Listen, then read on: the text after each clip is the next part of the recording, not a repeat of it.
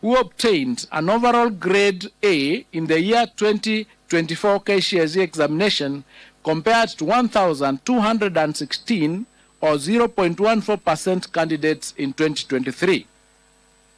The number of candidates with direct university entry qualifications of grade C+ and above was 246,391, translated to 25.53% in the year 2024, compared to 201,133, which is 22.27% in the year 2023. And this is attributed to the improved or new grading system. The number of candidates with grade C-, which is TVET diploma and above, was 476,889, translated to 49.41% in the year 2024 KCSE examination, compared to 401,216, which is translated to 44.42% in 2023. The number of candidates attaining a pass grade, which is grade D+ and above, was 605,774, which is 62.76% in the year 2024 KCSE examination, compared to 526,222, which is 58.27% in 2023. To enhance the credibility of the examination process, for the first time, candidates' examination question papers was personalized and anonymized. This helps to improve objectivity during marking and holding candidates personally responsible for any irregularities. There were 840 candidates who were involved in examination irregularities in 2024, and their examination results have been cancelled. The Council is empowered in law as provided in the Kenya National Examination Council Handling of Examination Irregularities Rules of 2015, Legal Notice number 132 of 2015, Rule number 8, to withhold the results of any candidate or examination center suspected of having been involved in an examination irregularity or malpractice pending completion of investigations. To this end, the results of 2,829 candidates suspected to have involved in the examination irregularities have been withheld pending completion of investigations that should be completed within a period of 30 days from the official release of examination results, which is today. It is unfortunate that a few contracted professionals and teachers are still insistent on ruining the future of our learners by subjecting them to examination malpractices. 91 contracted professionals were reported to have been involved in aiding examination malpractices. Firm disciplinary action will be taken against such teachers. Individual 2024 KCSE candidate examination results will be accessed online through a secure link on the NEC website or directly through the following website: https://results.nec.ac.ke.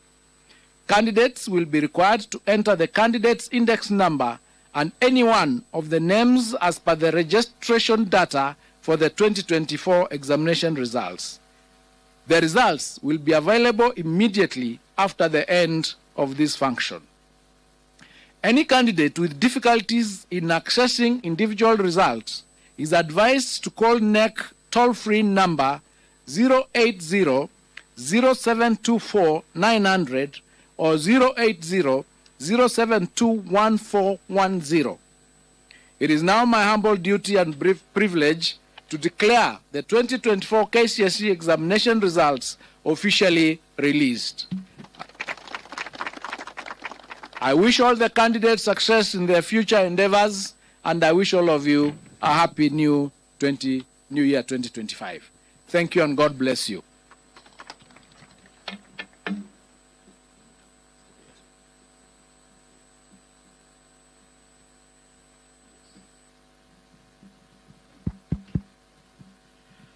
We will request that the results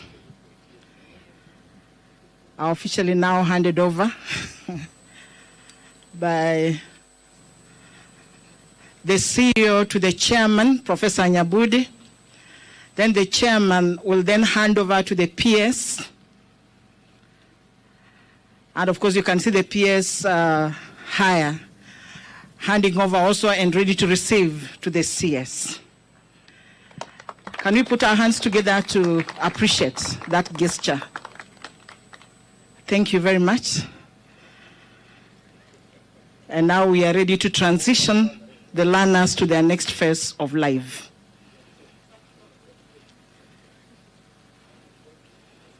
Thank you very much, and we can take our seats.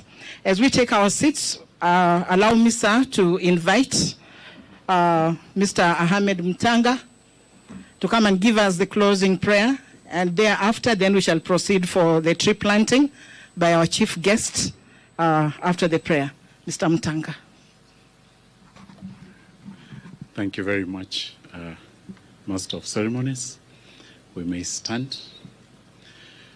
أعوذ بالله من الشيطان الرجيم بسم الله الرحمن الرحيم ألم نشرح لك صدرك ووضعنا عنك وزرك الذي أنقض ظهرك ورفعنا لك ذكرك فإن مع العسر يسرا إن مع العسر يسرا فإذا فرغت فانصب وإلى ربك فارغب.